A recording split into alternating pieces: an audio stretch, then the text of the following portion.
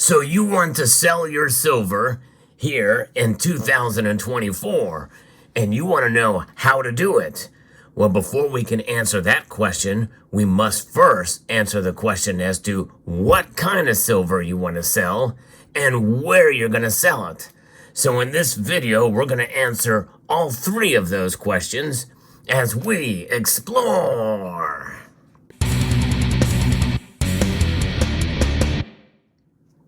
Admittedly, this is a topic that I have never covered on this channel with a dedicated video. This is the first time, and there's a reason for that.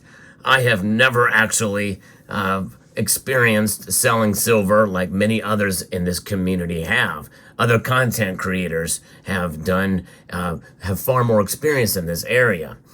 But I think I know enough about the market that I can give some insight as to how to do this. And I have sold some in the past, but not much. But I know that there is a lot of different ways to sell nowadays than ever before in history. In 2024, at the time of the recording of this video, I think it's a little bit more unique and nuanced in terms of how much the market can change and shift. And we're going to talk about that here later in the video. But one thing that does not change is that there are many different types of silver products out there. And you can see a variety of it here on your screen. There is a lot of variety, a lot of different types of silver, and we're going to go through some of that because they're all treated differently whenever you go to sell your silver.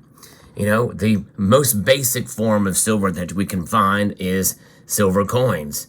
Silver coins are the most popular type of silver that is around, and the silver eagle is the most popular bullion coin in the history of the planet. That's right. That's how influential this silver coin is. It is the most liquid silver product in American history and world history. Let that sink in, folks. There's something about the American eagle that is quite special. Now, if you live in a foreign country, a nation different than the United States, obviously they're going to be coins of your country, especially if there are popular bullion countries such as the United Kingdom, Canada, Australia, etc. Well, then those are going to be the most popular in your country. But make no mistake, silver eagles will be popular there too. You're not going to have a hard time selling these. They're instantly recognizable. So, which just means why they're so desired, especially for resale value. But we'll get into resale value and the like, and premiums as well, because premiums are something that you have to take into account when you're buying, obviously, but also when you are selling. But we'll get to that later. So the different types of silver are coins, and coins essentially are sovereign minted pieces that transcend multiple different countries and commonwealths. And that is what coins are. They're the most liquid, the most recognized, and typically you'll get more for them when you go to sell them, which means they hold some of that resale value as well, which is really good. Now, there's other types as well, like rounds, and rounds come in many different forms as well. In fact, there's a lot of variety of different rounds that you can find out there. And they come in different sizes as well, like, you know, the 1 ounce round or the 2 ounce round. These 2 ounce rounds have become fairly popular, growing in popularity since about 2014.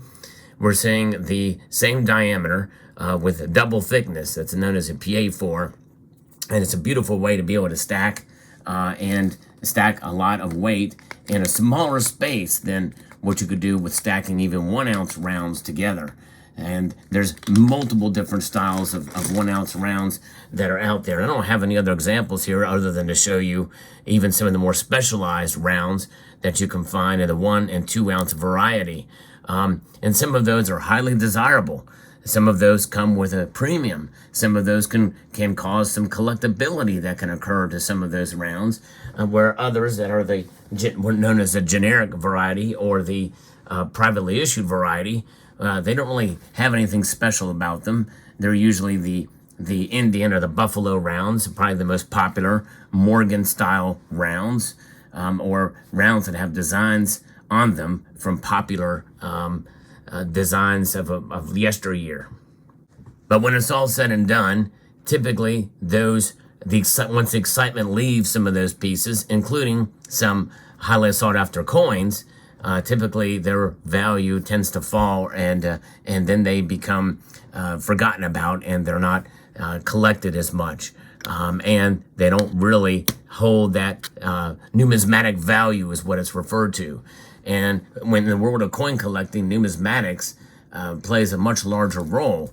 But for most of us, we stack usually better bullion, or we stack privately issued rounds, and things that are recognizable, rather boring at times, in the form of coins and rounds.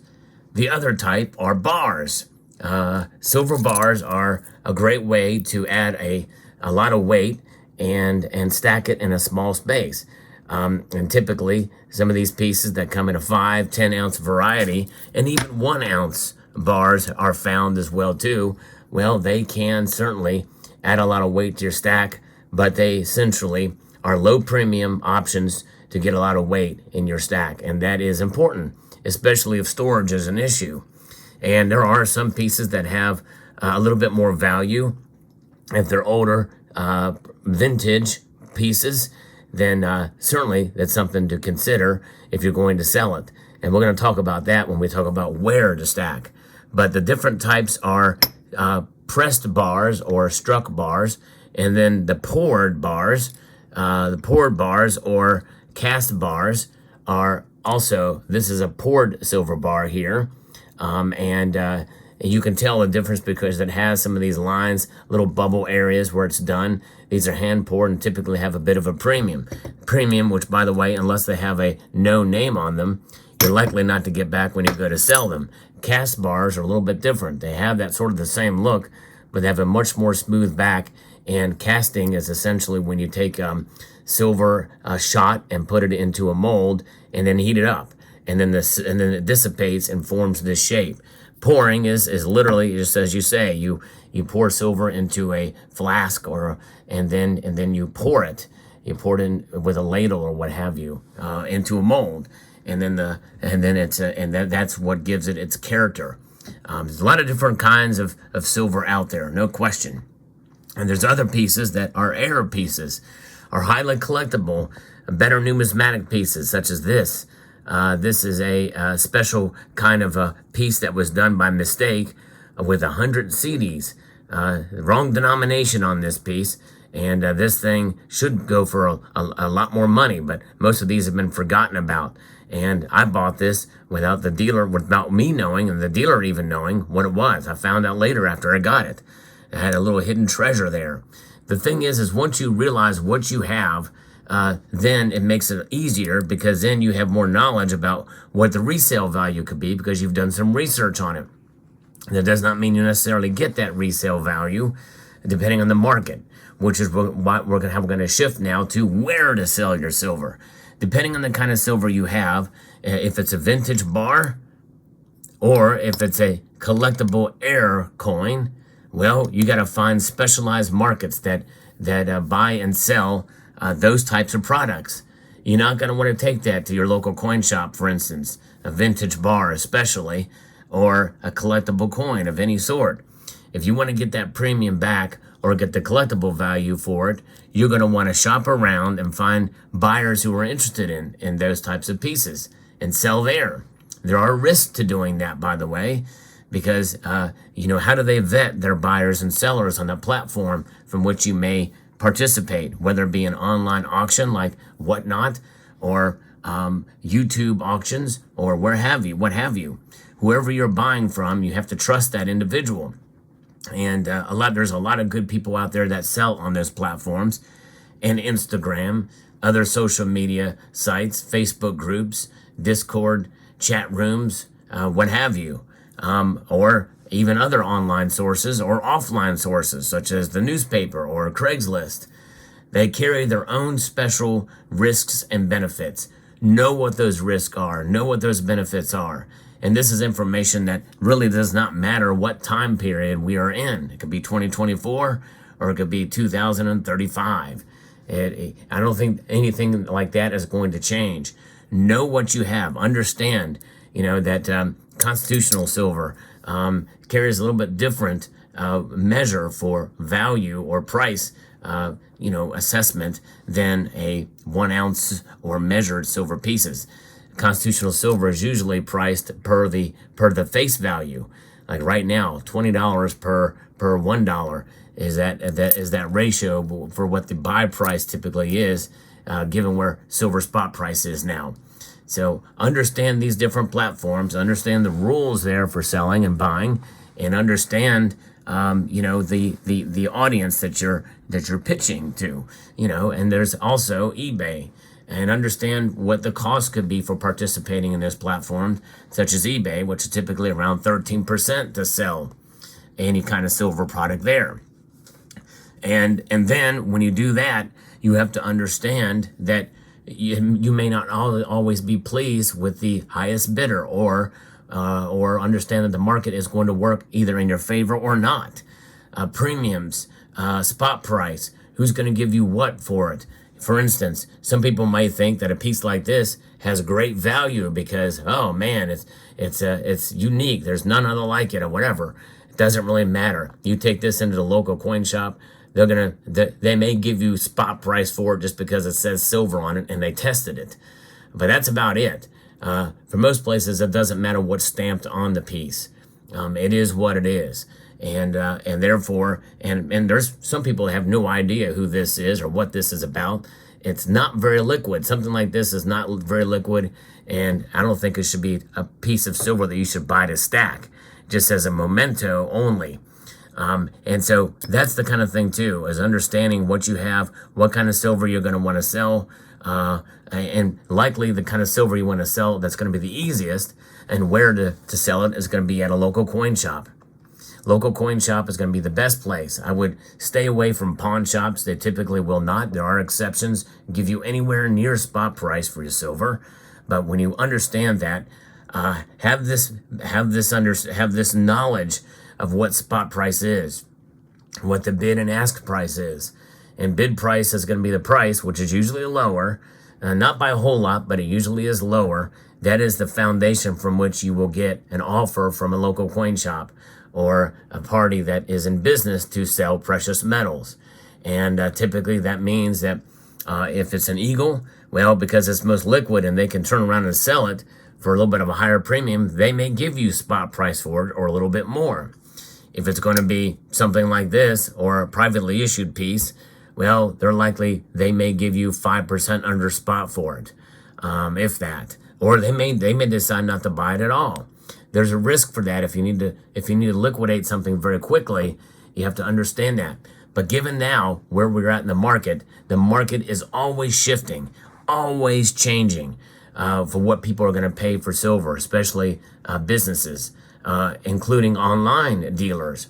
And some of those online dealers may require you to ship a minimum of so much of a certain thing. Then you have to pay for shipping, and you're going to still get under spot for it. And in this market right now, where we are at in 2024, it is a market. It's a seller's market. In other words, the sellers that also will buy back from you, they are not going to be giving you as much as they would in a normal market, because there's been a lot of selling that's been going on lately as prices have gone up. And this is one reason why I suggest not to sell your silver now when the price is bumped up a couple of dollars, because likely you're not going to see the return that you think you should, because if everybody's selling, that means that there's not as many buying because they have enough. And there's a lot of inventory out there. And so understand the market from which you operate. And that market means that there's going to be fluctuations in supply. And if somebody wants silver, a local coin shop or what have you, they're willing to pay you a little bit more for it if they can move it very quickly. But in this right now, as I record this video, there's not quite as much buyers as there are sellers out there, which is not good. And that works for any market, real estate included, and many other areas where there's a supply-demand fundamentals that can really shape the price. And then what are they going to be looking for? If they're really looking for and hungry for silver to sell and resell, given the options, well, even an unmarked piece like this, may serve you well to have in your collection. They have to test it, but silver is silver, right? And so they may give you spot price for that or this. And some of the stuff may have very special meaning to you. But, and so you have to really time that, when you're going to make a sale for a piece like this. But that is the overall idea of how you do it. So what I would do in a situation like this, where you don't feel like you're getting the best deal, or you don't feel satisfied. In fact, even if you feel satisfied, I would say, especially in this market, it's a good idea to shop around when you go to sell your silver as well. This is how you do it, folks. It's going to take time. It always will take time, especially if you have a variety like what you see on the screen here. Shop around, and especially for the ones that if you're auctioning, you're shopping around is the bids, right? So in that case, if you're working in an auction, that's a different story. If you're selling, and if you are selling among various platforms and you want to get the best price, well, you're kind of committed if you're selling it on Instagram or one of those other platforms where you set a price and put it there. But research, make sure it's a fair price. The market will tell you if there's no bites on whatever you're selling. But if you're selling locally and you have a variety of different options of local coin shops in your city, then I would call all of those and ask what they're paying. Get the best deal, just like you're putting out a bid for a project. Find the best deal, whoever's going to give you the most for your eagle, and then go to them. That's really the bottom line. You have to shop around. That's going to give you a true assessment of what the market is. And so just make those calls and find out what they're doing and what they're paying per ounce. And the same thing goes with constitutional, mostly. For collectible coins at a local coin shop or vintage bars, that's not really the place to sell those unless they're really looking for it for that particular piece. And it doesn't hurt to ask. But more than likely, something like this, they're just going to give you spot price and whatever for it, just because they don't have time to really sift through it and resell it as a collectible, and they don't want to take the time or the money to invest in something like that because it's a risk for them. So always keep that in mind. So there's your answers to all three questions: the what, the where, and the how. So let me know what your thoughts are on this. If I missed anything, post it in the comment section down below. Hope you found this video informative, insightful, and educational. Would like to extend a multitude of gratitude to each and every one of you for taking the time to watch, and to encourage you to please rate, share, comment, and subscribe.